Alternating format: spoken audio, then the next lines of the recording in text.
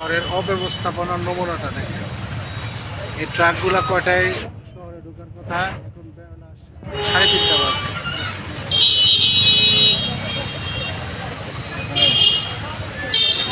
এই যে দেখেন, আমি যদি আপনাদের একটু দেখাই,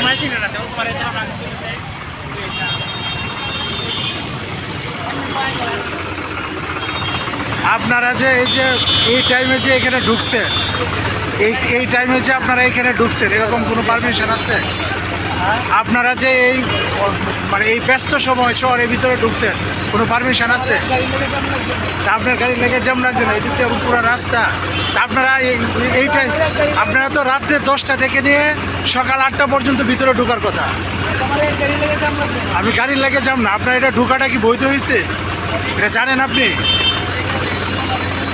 আপনি জানেন কিনা সেটা বলে, ঢোকাটা যে অন্যায় এটা জানেন?